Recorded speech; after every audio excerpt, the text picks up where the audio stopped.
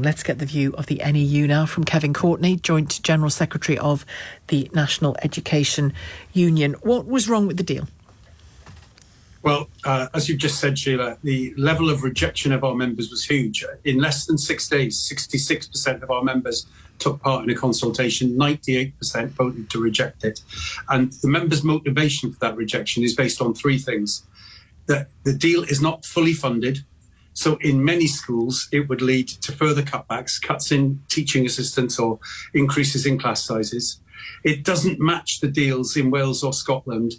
And therefore, the third reason is that it won't start to touch the sides on the problem of teacher recruitment and retention that are plaguing all too many schools in our country. And our members think there needs to be an investment in this generation of children. And that means investing in the staff who work with them as well as their schools. Before I dig down into some of the detail about it not being fully funded, can I ask you your sense of, and you can obviously just focus on the arena of teaching, but we're seeing strikes in all kinds of sectors, not least the NHS.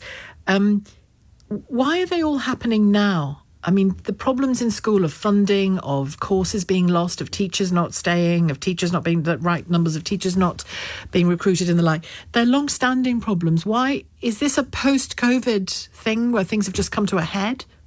I think it is partly post-COVID. I think it's also triggered in part by the war in Ukraine, or at least the inflation spike that we've had since that, because everybody had their pay cut. For teachers, the annual pay rise was less than the annual price rise almost every year since 2010. For years, it's the longest period that's ever happened over, and people were starting to feel more and more out of pocket, difficult to get by. Then there's the inflation spike, which hit everybody at the same time, and it was then clear the government wasn't going to do anything. They managed something on the gas prices, but they didn't intend to do anything about the fact that pay was just keeping falling further and further behind. So I think that's hit everybody. And then for teachers, they've got over the hump and they voted in huge numbers to take industrial action. That's always been something that's very hard to get teachers to do. And once they've done it, they are now sensing that there are more things wrong that they need to put right. They have been complaining about the level of funding in their schools for some time. On one of our recent strikes, Sheila, I was talking to this young teacher. She was in her first year. She was a nursery teacher in her first year. And she was telling me the story that many teachers tell, that she's buying Pritt sticks out of her own pocket to resource her classroom. But she said something to me that which really has stuck with me. She was buying furniture for her classroom. The schools are so poorly funded that a teacher is trying to buy furniture for the classroom that she's teaching in. So now teachers won't accept a pay rise that isn't fully funded in the schools, because that just makes their lives worse. Well, I was going to say, and for people to be clear what that means that some of it, that if it's not fully funded and were accepted, that the individual schools would have to make it up by cutting art or cutting, out of school activities or cutting a teaching course or whatever it is. That's right. We fund schools differently in England to the way they do in Scotland. In Scotland, the local council picks up the tab for all the teachers in every school. In England, the way schools are funded is that the school pays the teachers' salaries out of the income that it gets. If that income isn't enough to pay the increase in the teacher's salary, the support staff's salary, the increased energy costs, then the head teacher ends up cutting hours for teaching assistants, not replacing teachers when they leave, cutting back on resources, cutting back on trips that the children might go on. And this is in a situation where schools are already feeling that they are in a difficult position financially, not least because all the other services around schools have been cut as well. So, schools are acting as mental health first aiders for children who should be being referred to CAMHS, etc. So there are a lot more pressures on school budgets from that as well. So teachers are now saying that teachers in England are saying they want a pay rise which matches teachers in Wales, in Scotland. They want a pay rise which will allow them to start building back up, to overcome the problems of teacher recruitment and retention. Because I'm meeting people at our conference who are telling me that there are physics classes being only taught half the time children self-study, the other half of schools that have dropped teaching computer studies. In the 21st century, we've stopped teaching computer studies because we can't find computer studies. And things like drama and art are going in many schools, aren't they? And music, all those and stuff going like as that. well. Yeah. Can't find geography teachers, modern foreign language teachers, primary teachers saying that they can't replace people. Well, the government's position on this is, you know it, but for the sake of those listening, you've rightly pointed out what's been happening to teacher salaries over the last 10 years or so. The government says it's giving schools an extra $2.3 billion over the next 2 years. Most state school teachers in England had a 5% rise in 2022. I mean, that dwarfs the inflation rate at the moment. But again, Rishi Sunak, if you were here, would say, but the inflation rate will be way down by the end of this year, he promises. Yeah, I mean, that's exact. So last September, most teachers got a 5% pay rise. Beginner teachers got slightly more because the government had promised to bring beginner teachers' starting salaries up to $30,000. But most teachers got 5%. The government says that's the biggest pay rise teachers have had for 20 or 15 years. And our point of view is but prices went up by 12%. So the gap between prices and pay, that's the biggest. It's the biggest real terms pay cut for 10 or 15 years. And government just doesn't want to acknowledge that. So they are saying, Sheila, just exactly like you've just said, that it's okay because inflation is going to be lower next year. But inflation being lower doesn't mean prices are going down. They are still going up.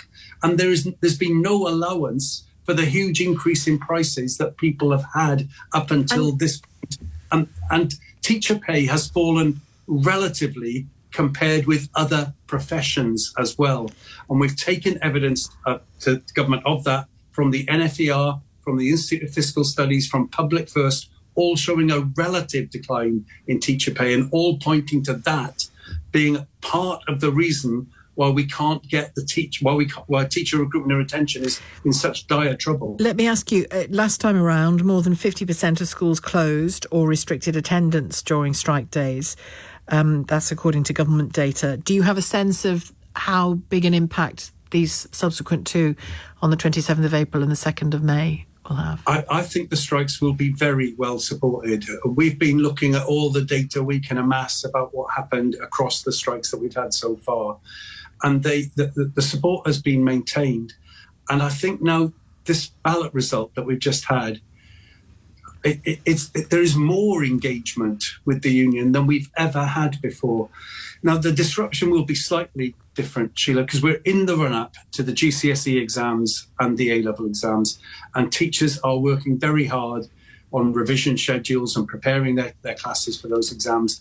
And we're going to say on the 27th of April and the 2nd of May, we're going to ask our school reps to work with their head teacher to ensure that year 11, that's the GCSE year, and year 13, the A-level year, that they have a full programme of teaching on those strike days. So we're taking that step because teachers don't want to disrupt the children's preparation for those exams. So we're going to have exemptions for the strike call so that people can be teaching those lessons. It's interesting because when I was a kid in sixth form, actually, there were loads of strikes in Liverpool schools because there was just a semi-general strike going on in Liverpool at the time. And it wasn't teachers, actually. It was more to do with school caretakers and things like that, but the schools couldn't open without them. And there's no doubt it had an impact on the lead up to our exams in terms of stress, in terms of, for some people, the outcome of the exam, the grade they got, which led to the uni they went to. I mean, these aren't small matters, aren't they? It's not just a day off school for some people. It's a real sort of diminishing of their opportunities in some cases. That must weigh heavily on teachers' minds. It does. And we regret taking the strikes. We regret the disruption that they cause. But we're talking with parents and saying there's disruption to children's education every day. The physics classes that are only taught half the time self-study the other half of the time. Yeah, and I've spoken to many teachers who disruption every week. I know, and the NHS workers are saying the same, that they have Absolutely. they're letting people down every week.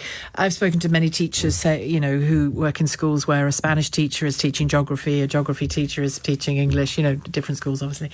And that's an outrage, isn't it really? You're not going to get kids And I've just been chatting to the teacher on Facebook where she's a biology teacher.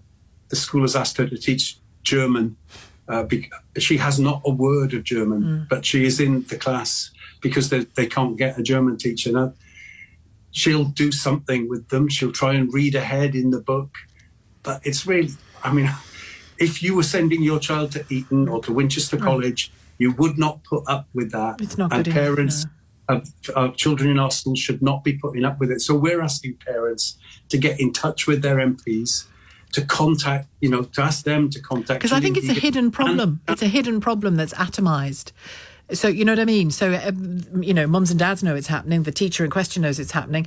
But, and I'm starting to get a picture because in my job I speak to a lot of people at once. But, sure. But I don't think people realise the scale of that and the scale of supply teaching, the lack of workforce planning over the last decade, Brexit shattering things. I think it's starting to really be felt. Well, it's been felt for years. And I think you have to understand from the point of view of an individual head teacher responsible for their school, if they say in the local press, we haven't got computer studies at our school any longer, if they're the only head that says that locally, then they worry that they lose children coming to their school. So there's an incentive for head teachers not to speak about these things in public.